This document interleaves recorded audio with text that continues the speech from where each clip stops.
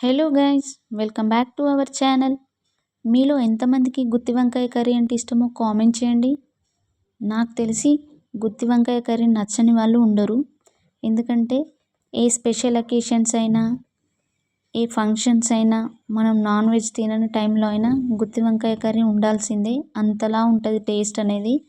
But చేయడానికి మాత్రం చాలా పెద్ద ప్రాసెస్. దానికోసం స్టఫింగ్ ప్రిపేర్ చేసుకోవాలి, పొడిలు ప్రిపేర్ చేసుకోవాలి, టైం టేకింగ్ ప్రాసెస్ అని చాలామంది అనుకుంటారు. బట్ చాలా ఈజీగా, సింపుల్గా, చాలా టేస్టీగా ఎలా ప్రిపేర్ చేసుకోవాలో ఇప్పుడు చూపిస్తాను. ఫస్ట్ అయితే ప్యాన్ పెట్టుకొని 1 టేబుల్ స్పూన్ ఆయిల్ వేసుకున్నాను. ఇందులోనే మీడియం సైజ్ ఆనియన్, కొన్ని జీడిపప్పు పలుకులు వేసుకొని ఫ్రై చేసుకున్నాను. అవి కాస్త ఫ్రై అయ్యాక ఒక 3 టమాటోస్ని యాడ్ చేస్తున్నాను. టమాటోస్ కూడా బాగా సాఫ్ట్గా కుక్ అయ్యే వరకు ఫ్రై చేసుకొని పక్కన పెట్టేసుకోవాలి. తర్వాత అయితే ఇదే ప్యాన్లో 1 టేబుల్ స్పూన్ ఆయిల్ వేసుకుంటున్నాను.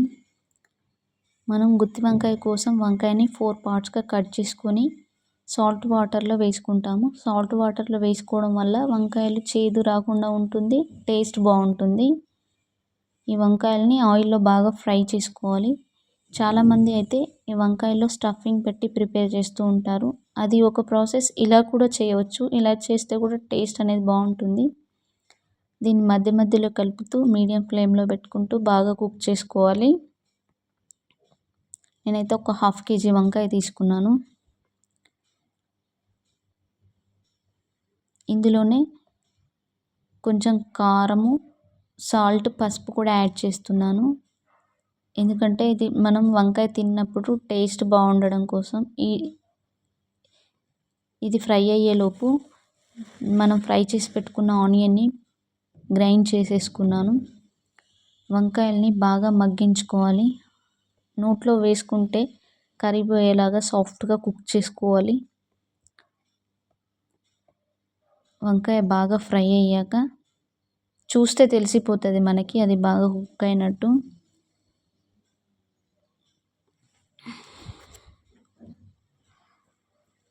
ఇది బాగా ఫ్రై అయ్యాక తీసి ప్లేట్లో పెట్టేసుకుందాం.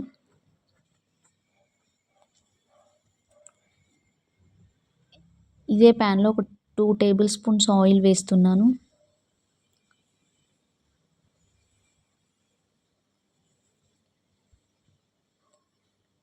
ఇందులోనే మసాలా దినుసులు యాడ్ చేస్తున్నాను.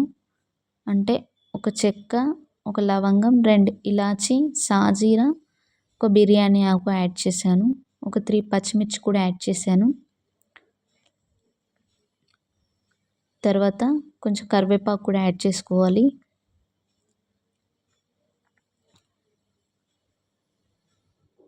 ఇవన్నీ బాగా ఫ్రై అయ్యాక మనం గ్రైండ్ చేసి పెట్టుకున్న పేస్ట్ని యాడ్ చేస్తున్నాను.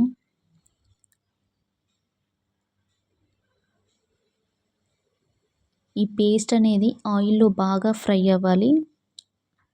అంటే ఆయిల్ పైకి తేలే వరకు బాగా ఫ్రై చేసుకోవాలి. ఇప్పుడు కొంచెం సాల్ట్, కొంచెం అల్లం వెల్లుల్లి పేస్ట్, కొంచెం పసుపు యాడ్ చేస్తున్నాను. ఇవన్నిటిని బాగా మిక్స్ చేసుకొని ఫ్రై చేసుకోవాలి. తర్వాత టేస్ట్కి సరిపడా కారాన్ని యాడ్ చేస్తున్నాను.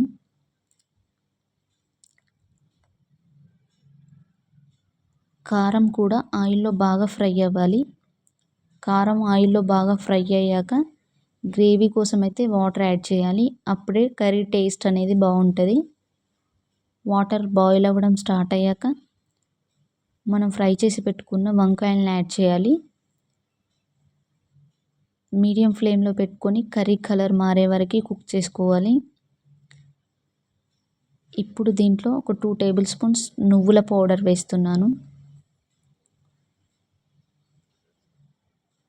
తర్వాత కొంచెం కొబ్బరి పౌడర్ కూడా యాడ్ చేస్తున్నాను.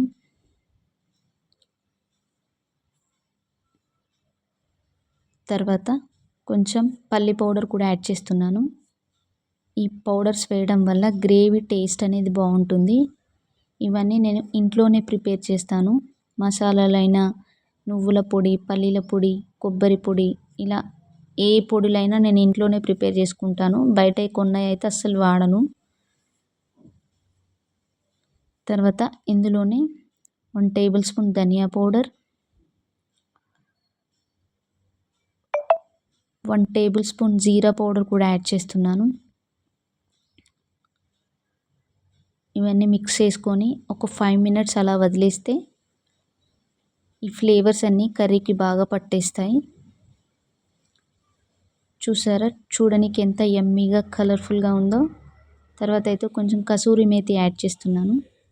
కసూరి మేతి వేయడం వల్ల టేస్ట్ బాగుంటుంది, ఫ్లేవర్ కూడా చాలా బాగుంటుంది. ఫైనల్గా కొత్తిమీర యాడ్ చేసేస్తే యమ్మీ యమ్మీ గుత్తి వంకాయ కర్రీ అనేది రెడీ అవుతుంది. ఇది బగారా రైస్లోకి అయితే ది బెస్ట్ కాంబినేషన్ అని చెప్పొచ్చు. చపాతీలోకి కూడా చాలా బాగుంటుంది. డెఫినెట్గా ఒకసారి ట్రై చేసి టేస్ట్ ఎలా ఉందో కామెంట్ చేయండి. వీడియో నచ్చితే లైక్ చేయండి, సబ్స్క్రైబ్ చేయడం మాత్రం మర్చిపోవద్దు. బాయ్.